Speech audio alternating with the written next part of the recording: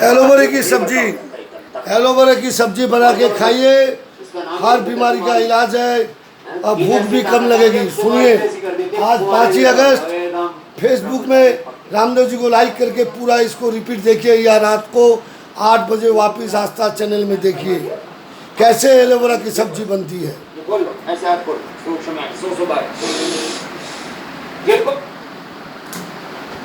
अब आप आज 5 अगस्त हमारे पंडित श्री राम शर्मा आचार्य की आज की महान वाणी, किसी को कुछ देने की इच्छा हो तो उसे आत्मविश्वास जगाने वाला प्रोत्साहन सर्वोत्तम उपहार के रूप में दे। किसी को कुछ देने की इच्छा हो तो उसे आत्मविश्वास जगाने वाला प्रोत्साहन सर्वोत्तम उपहार दे। यही सुबह सुबह अर्ली मॉर्निंग राइजिंग एक्सरसाइज ये करके, ये व्हाट्सअप करना, टीवी करना, ये भी एक आत्मविश्वास जगाने की है। हमारे रायरंगपुरा में हमारे एक रिलेटिव हैं, अभी भुवनेश्वर में भर्ती थे हॉस्पिटल में, नर्सिंग होम में। कितनी सुहामनी बोली गई होगी हमको आइडिया नहीं है, कितने पाठ किए होंगे।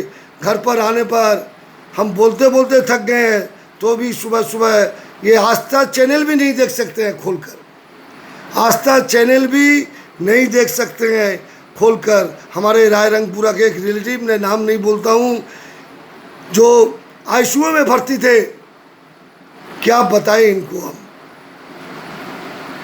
अभी भी उनसे रिक्वेस्ट करता हूँ, सुबह जल्दी उठिए, आस्था चैनल देखिए, और अगर इलाज करना है, स्वस्थ रहना है, तो हरिद्वार पतंजलि फेस 1 हॉस्पिटल में चले जाइए। पहले वहाँ साथ साथ ट्रीटमेंट होता है, इलाज होता है, और उसके बाद अगर आपका नंबर आ जाए तो योगग्राम में आप चले जाइए, और इंश्योरेंस मेडिक्लेम भी मिलती है। ये मद्रास, बेंगलोर, ये सब में मत जाइए, पहले ही एलोपैथी ट्रीटमेंट मत जाइए, वो इमरजेंसी केस में है। जब आप अपने शरीर को इतना अत्याचार कर देंगे तब आपको आईसीयू में जाना ही पड़ेगा। तब वहाँ पर कोई सुंदरकांड, कोई सोहामनी, कोई प्रसाद काम नहीं आएगा आपके लिए।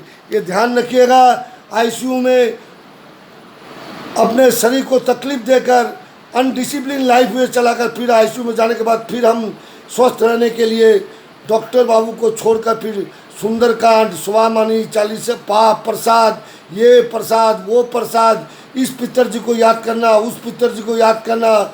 सारे भारतवर्ष में कोई भी नर्सिंग हॉस्पिटल के यही चेहरा है, तो कुछ भी काम नहीं आएगा।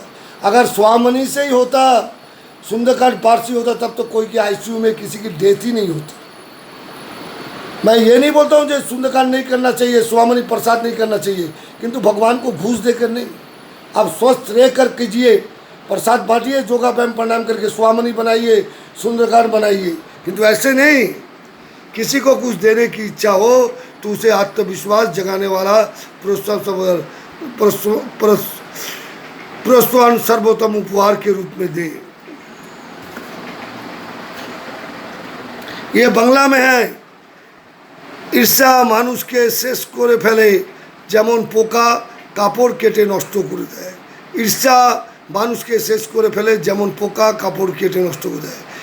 আমাদের পণ্ডিত শ্রী রাম শর্মা আচার্য, আপনারা হরিদ্বার যখনই যাবেন, শান্তিকুঞ্জ হরিদ্বার দেখবেন ঋষিকেশ রোডে, কলকাতায় ব্যান্ডেলে পাশে আছে, নরেন্দ্রপুরে আছে, শিলিগুড়িতে জলপাই মোড় শক্তিপীঠ আছে।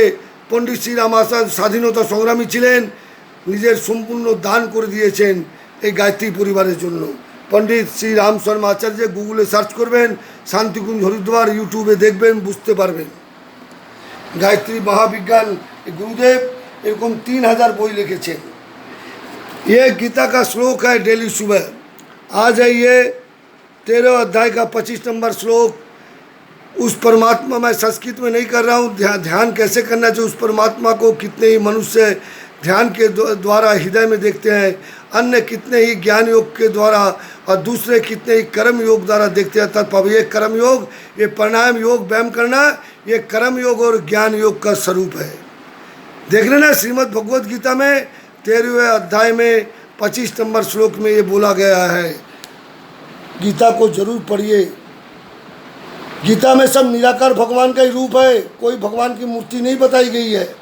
गीता मरने के टाइम पर पढ़ने के लिए नहीं बोला गया, मरने के पहले पढ़ने बोला गया है।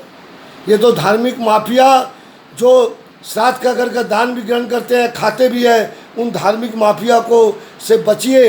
और उनको अगर दान ग्रहण देना है तो श्राद्ध के टाइम मत दीजिए, ये पाप उनका नहीं आपको भी लगता है।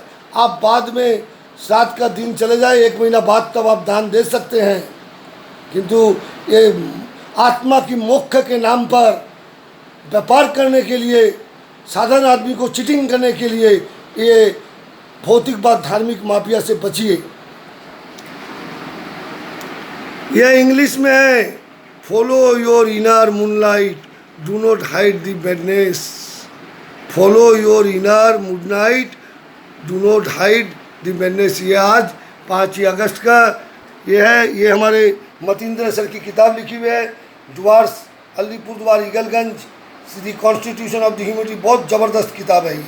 हिंदू यज्ञ विधि, प्राणायाम से आदि वैधि निवास और गृहस्थ योग साधक के गुण। गृहस्थ को स्वर्ग बनाइए, कोई स्वर्ग ऊपर नहीं है। हमने बहुत बार फ्लाइट से जब नहीं जानते थे सोचते थे ऊपर में स्वर्ग है, किंतु जब फ्लाइट में जाते हैं तब देखते हैं कहीं कोई स्वर्ग नहीं है। वहाँ से आवाज़ आती है,